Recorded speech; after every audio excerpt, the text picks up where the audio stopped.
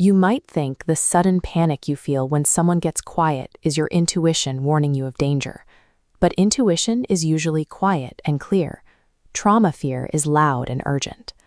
Gaslighting creates a specific hidden injury. It trains you to actively doubt the part of yourself that already knew the truth. If you've been emotionally manipulated, you recognize the physical cascade. Their tone changes or they pull away. Your chest tightens, your stomach drops, and your breathing shifts. Internal panic takes over. Your mind loops through the same questions. Is this intuition or anxiety? Am I sensing danger or am I just triggered? Can I even trust myself? This loss of internal navigation is the ultimate injury. It leaves you unable to distinguish between a protective inner voice and pure panic. Your body registers the truth first. Long before your mind can formulate a logical explanation, your nervous system senses when a situation is unsafe. But when you try to speak about that discomfort, the gaslighter deflects. They ignore their actions and attack your reaction, your memory, or your sensitivity. This creates cognitive dissonance, the agonizing state of holding two conflicting realities at once. One reality says you are being hurt. The other says you are safe because you love this person.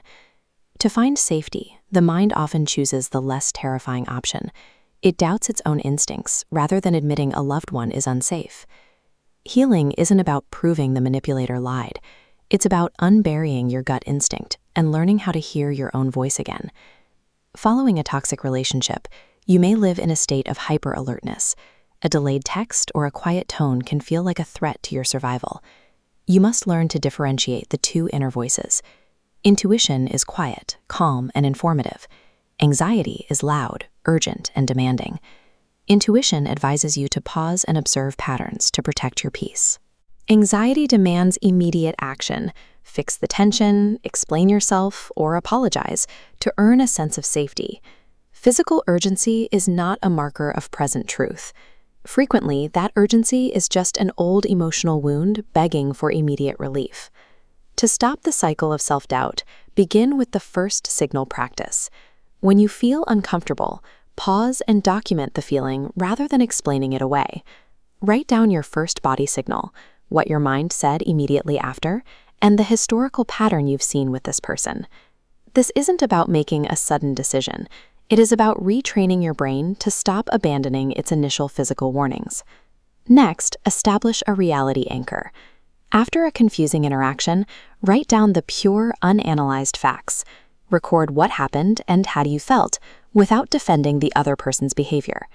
These records act as a physical safeguard. They prevent your brain from editing or minimizing your painful memories just to keep the peace. Healing also requires the power of the pause. You must intentionally refuse the conditioned urge to immediately fix tension or apologize for your feelings. This pause separates truth from trigger. Genuine intuition remains clear over time, while trauma-induced panic begins to soften once the nervous system settles. To identify your true motivation, use the body question. Ask yourself, am I trying to protect myself or am I chasing safety from someone else? Intuition brings you home to your own boundaries. Trauma fear sends you running back to the very person who made you feel unsafe. By refusing to respond from a state of panic, you reclaim authority over your own nervous system. The calm check provides a necessary reset. Before you evaluate a strong emotion, take a walk, drink some water, or step away from your phone. The nervous system must be removed from emergency mode before it can accurately distinguish between an old fear and a valid present warning. Finally, the safe love test evaluates the relationship itself. Ask, do I feel heard or punished when I express pain? Does this relationship help me trust myself? Healthy love allows for mistakes and honest feelings. Emotional control requires you to disconnect from your own physical reality to maintain the relationship. True emotional safety never demands the sacrifice or silencing of your own intuition.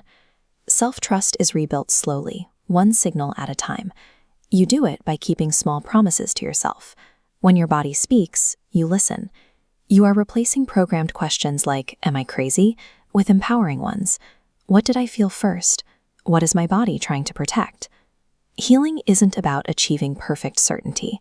It is the ability to comfort your own anxiety and trust your intuition without needing external validation.